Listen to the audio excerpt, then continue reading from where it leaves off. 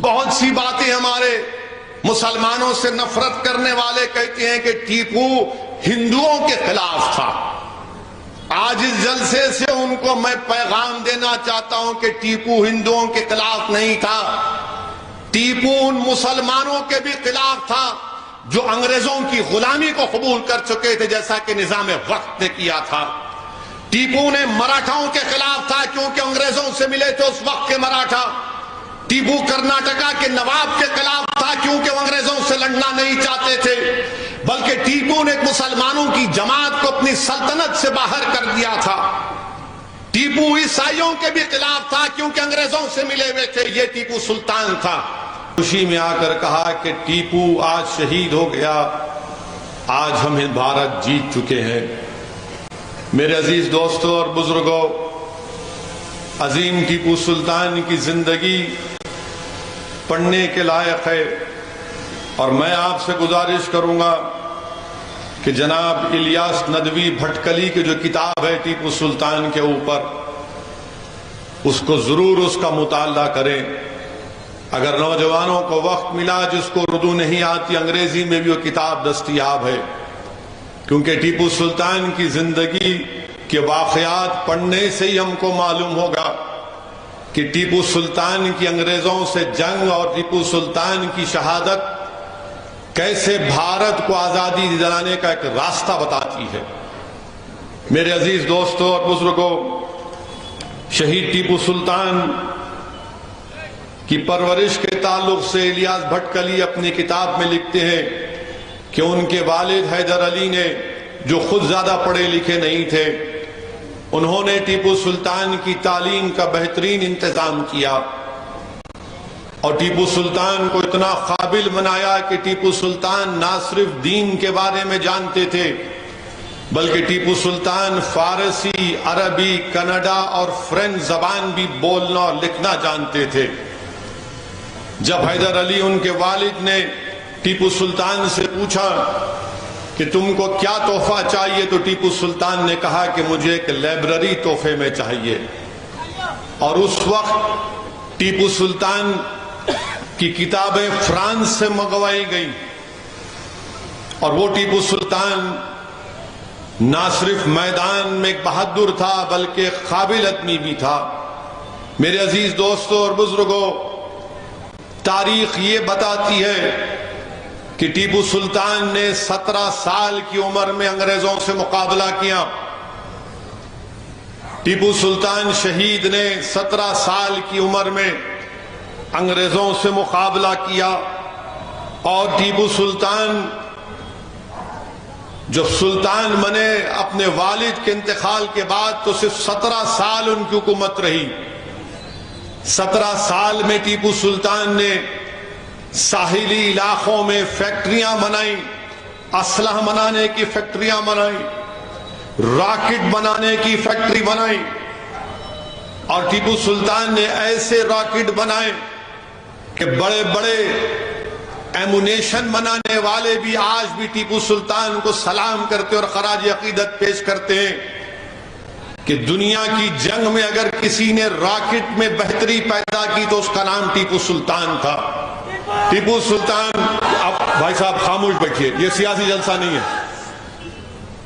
ٹیپو سلطان نے سلک کی فیکٹری قائم کی، ٹیپو سلطان نے اس وقت ٹائپ بنانے کا طریقہ ایجاد کیا اور اردو اخبار ٹیپو سلطان نکالتا تھا۔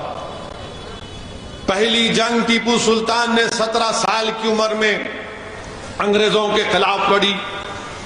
دوسری جنگ ٹیپو سلطان نے 1880 4 سال ٹیپو اور حیدر علی نے انگریزوں سے جنگ لڑی۔ تنجور میں ٹیپو سلطان کو کامیابی ملی، اور اس 4 سالہ جنگ کے دوران حیدر علی رحمت اللہ علیہ کا انتقال ہو جاتا ہے۔ تیسری مرتبہ ٹیپو سلطان نے جنگ لڑی تو انگریزوں کے ساتھ مراٹھا اور نظام تھے، ٹیپو سلطان کو کامیابی نہیں ملی۔ ٹیپو سلطان کو کامیابی نہیں ملنے کا غم اتنا تھا کہ مورخ لکھتا ہے کہ ٹیپو سلطان اس وقت سے تیسری جنگ جو انگریزوں کے خلاف لڑی ٹیپو سلطان نے، وہ زمین پر پتھر پر سوتے تھے، ان کو اتنی تکلیف تھی کہ میں انگریزوں سے کامیابی حاصل نہیں کر سکا. چوتھی جنگ جو ہوئی انگریزوں کے خلاف ٹیپو سلطان کی، تو چار جنگیں ٹیپو سلطان نے انگریزوں کے خلاف لڑی. میرے عزیز دوستو، لکھنے والے نے لکھا کہ ٹیپو سلطان نے ایک عالی شان مسجد کو تعمیر کیا جس کا نام مسجد اعلیٰ رکھا. ٹیپو سلطان نے اس میں 4 کتبے تعمیر لکھوائے اس وقت کے مشہور خطاطوں سے. اس میں ایک کتبے میں مسجد کا ذکر، ایک میں اللہ سبحانہ و تعالیٰ کے 99 اسماء حسنہ، ایک کتبے میں رسول اللہ صلی اللہ علیہ وسلم کے 99 اسماء گرامی، اور چوتھے کتبے میں ٹیپو سلطان نے جہاد پر خطاطوں سے لکھایا. اور اس مسجد کے تعلق سے کہا جاتا ہے کہ ٹیپو سلطان کی جب عمر 7 سال کی تھی تو کسی ایک اللہ کے ولی نے ٹیپو سلطان کے چہرے کو دیکھ کر کہا کہ ایک دن تو میسور کا بادشاہ بنے گا. اور ٹیپو سلطان سے کہا کہ جب تم میسور کا بادشاہ بن جاؤ گے تو تم مسجد کو تعمیر کرنا. اس وقت ان کے والد محض ایک ملازم تھے، حیدر علی ایک ملازم تھے. میں اس بات کا ذکر اس لیے کر رہا ہوں کہ ٹیپو سلطان کی زندگی کو پڑھنا بے حد ضروری ہے. اسی سے نوجوانوں کو، ہم سب کو ایک حوصلہ ملتا ہے ناانصافی کے خلاف لڑنے کے لیے. یہ آج ہم جلسہ منا رہے ہیں کہ مسلمانوں کا جنگ آزادی میں رول، تو ٹیپو سلطان کی قربانی کو کوئی نہیں بلا سکتا. تو رک جائیے بھائی.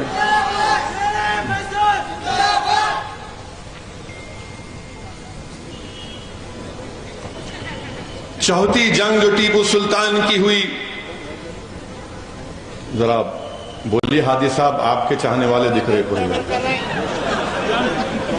یا تو آپ اوپر جا کر بیٹھ جائیے جھنڈا ہلاتے ہوئے، یہاں سے روکیے نہ تو.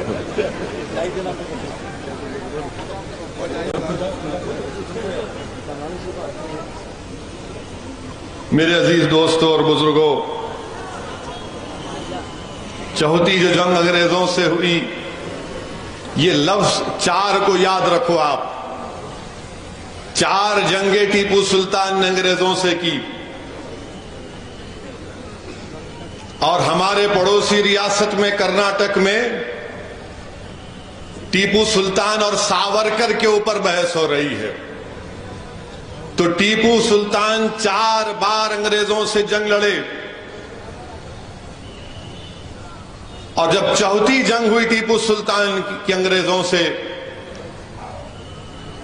تو میر صادق نے غداری کی.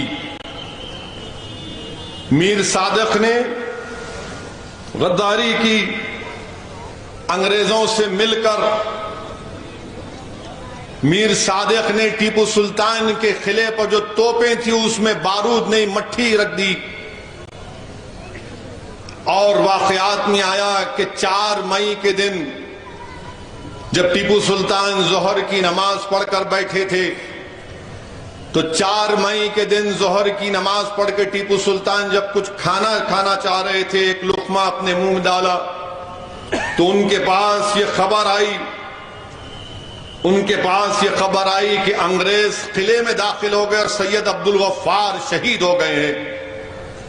تو ٹیپو سلطان نے اپنے کھانے کو چھوڑا.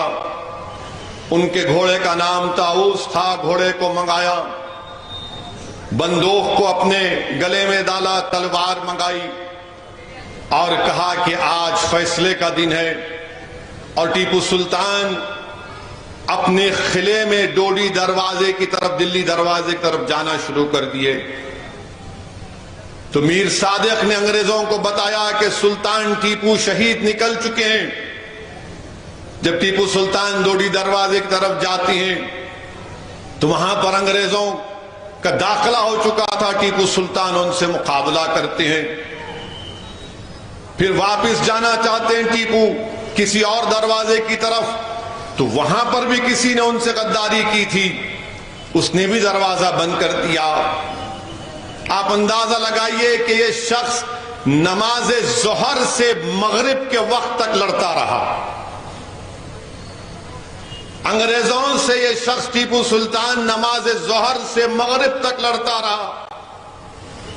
ایک نو مسلم ان کا خادم تھا، نو مسلم ان کا خادم تھا، وہ بھی انگریزوں کو اپنا ضمیر بیچ چکا تھا۔